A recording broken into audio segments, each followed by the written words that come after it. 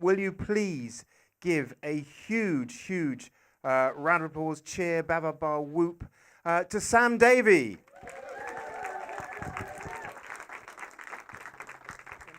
And before I start, I just really would like to say a huge thank you to Tim for all the joy and pleasure that he has brought us over the last few years. And it is an absolute privilege to be here at the last of Tim's Bavards at the Towner, but hopefully not the last of the Bavards. So I'm talking about something here which actually has been a passion for many years. And what I wanted to talk about was King Arthur and the Legends of Camelot, but to explore a little bit about the history and to try to think about why it is that this is such an enduring story. When I was talking about it with Tim earlier, we were talking about how we all first discovered King Arthur, and we all recognise that probably each of us has got our own King Arthur, the one that we sort of hold in our minds. So I've got a few here, and I'd like to find out if you know who they are. Right, who is this up here? Anyone? Sword in the Stone? Yeah, what's his name? What's the name of this character? No, it's not. It's the Wart. Yeah, this is the Wart from the Sword in the Stone. Now, we've got two here, but they are different. So who are these guys here? Graham Chapman in what? Yeah, and Tim Curry in Spamalot. Yeah, so huge amount of humour and some music here. Now, who's this sort of brooding person? Irish film, someone said? Excalibur is the film, directed by John Borman, and this is Nigel Terry. And I must admit, it is a far sillier film than this one.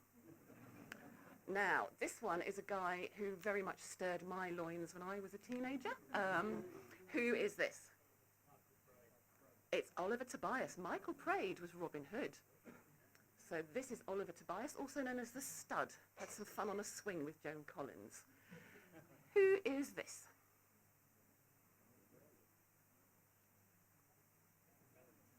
It's the Merlin, yeah. The character, he was called Arthur Pendragon. He was never called just Arthur. And this guy is Bradley James. This is a very recognisable face. Sean Connery, what's the film? First Night, exactly. Now back to the music. Who's this? Richard Harris in Camelot, indeed. Now, when I was showing this earlier, people were saying, no, that's Richard III. No. Who is this? This is the hardest one. Anyone know? It's not Sir Laurence Olivier. This is a sort of a bit of an anomaly. This name is called Sir Cedric Hardwicke, and he played King Arthur in a 1947 film starring Bing Crosby, called A Connecticut Yankee at King Arthur's Court, which is based on a novel by Mark Twain. So, as you see, there's a lot of different King Arthurs in film. But I was actually thinking about, King Arthur, yeah, he's there. We all love him. But what about the other medieval heroes? And someone mentioned Mr. Praed, Robin Hood. So let's have a look at how he did in terms of enduring appeal. So Robin Hood, there's been 37 television series of Robin Hood. There have been 28 films in which Robin Hood, and that includes things like Robin Hood Men in Tights, and 155 books in which Robin Hood is the or a main character. So that's not a bad tally. Let's have a look at King Arthur. So, King Arthur, 45 television series, 121 films, and an almost unbelievable 6,594 books in which King Arthur is either a or the main character. So if you look at it in this grudge match between these two medieval heroes, and I had to put this in because I know how much Tim loves a graph. We can't possibly have this bavard without a graph. King Arthur very definitely wears the crown in terms of a modern medieval character, and I use the term medieval loosely here, that still lives within our modern imagination. So who was Arthur? This is a sort of family tree. And at the top we've got Arthur's grandfather, who was Constantine. And this is actually a fact. The Emperor Constantine did exist. He was the last of the Roman emperors who actually controlled the UK. And he led the Roman withdrawal from the UK in 410 CE.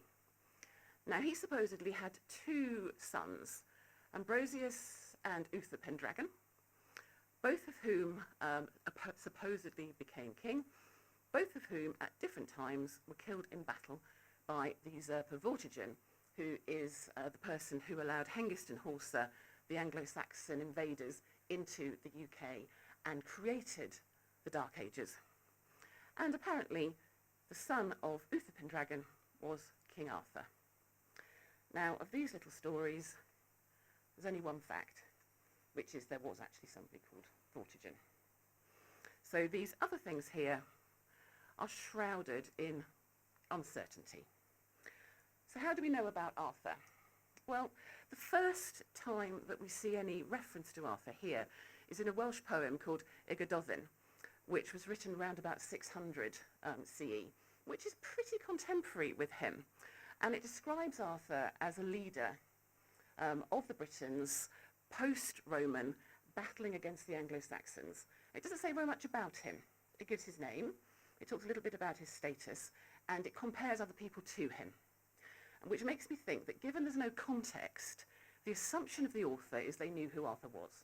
Because why would they use his name without giving any context? So there's clearly something here about a person who is known, whether they're a real character or a fictional character.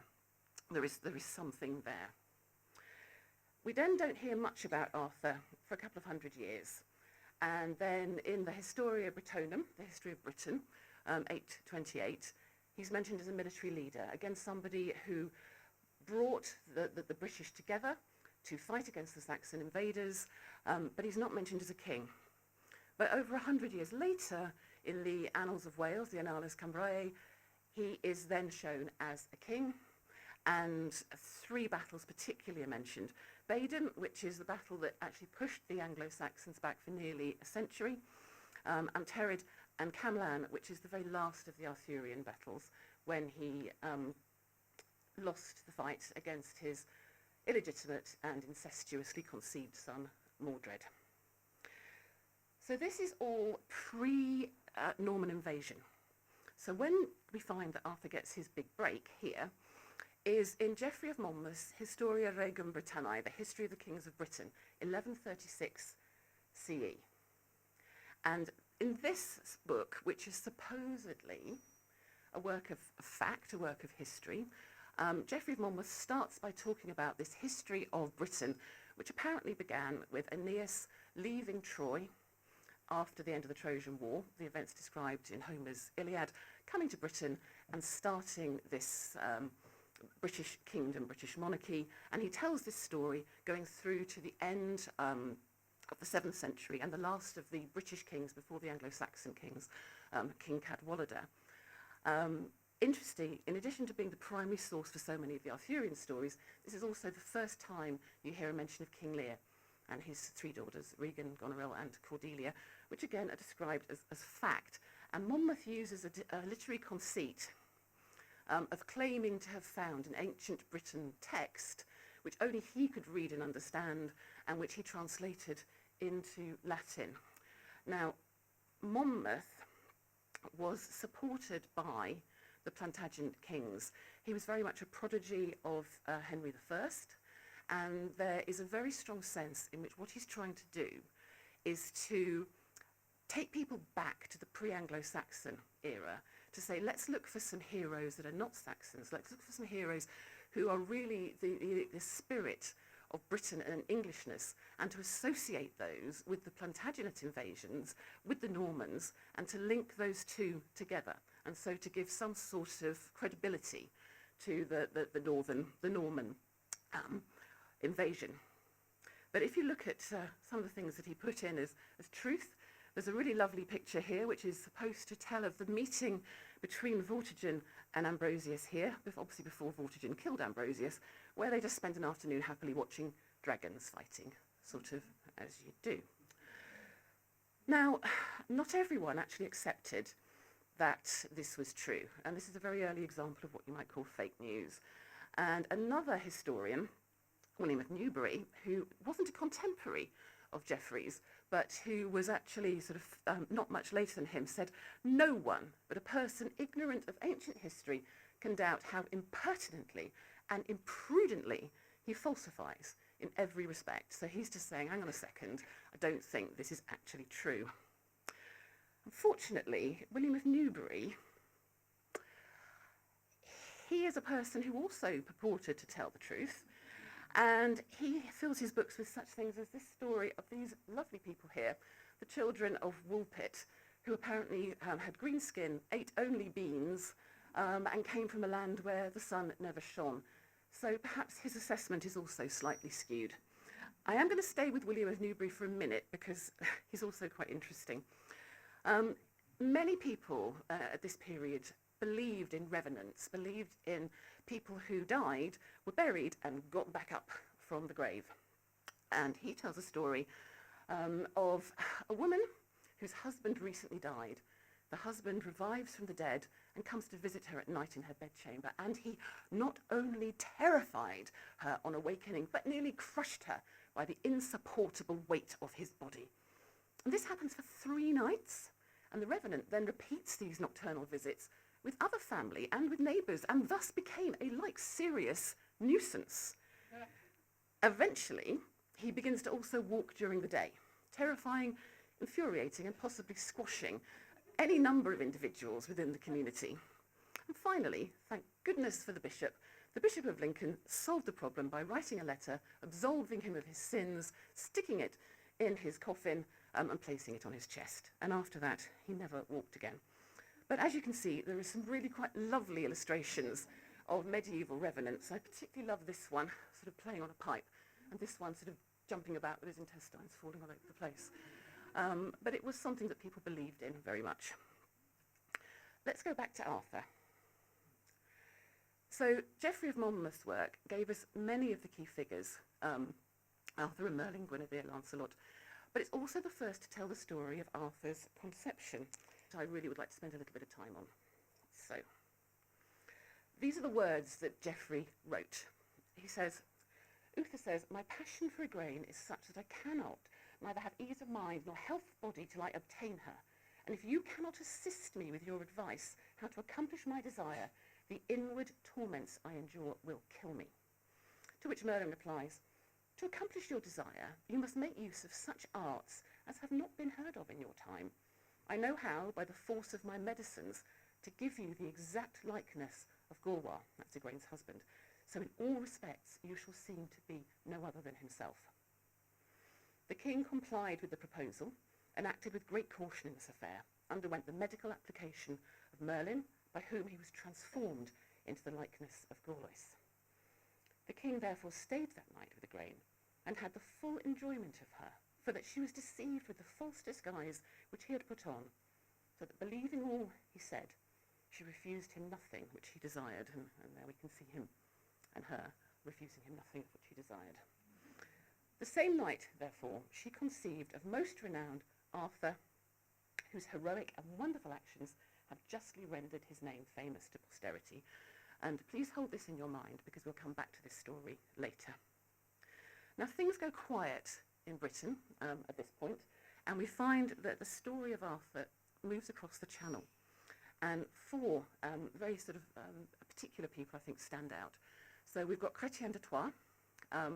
He was the person who really started to talk about Gawain and his brothers and their involvement. He first mentioned the Grail, but he doesn't give it a Christian significance. And he also brought in the love triangle between Lancelot, Guinevere and Arthur.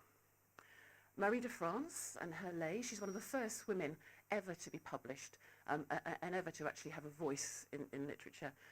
She wrote a lot about the rules of chivalry and also the stories of Tristan and Isolde that are very much part of the Arthurian canon.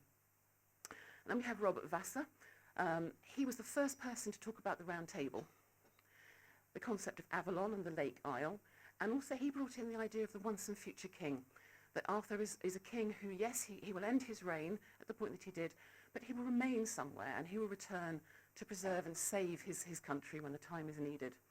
And then the final person I'm going to quote is Robert de Boron, and he was the person who brought in the thing that, for most people, begins the Arthurian stories, which is the sword in the stone. Pulling the sword from the stone is what made Arthur, gave him the credentials to become king.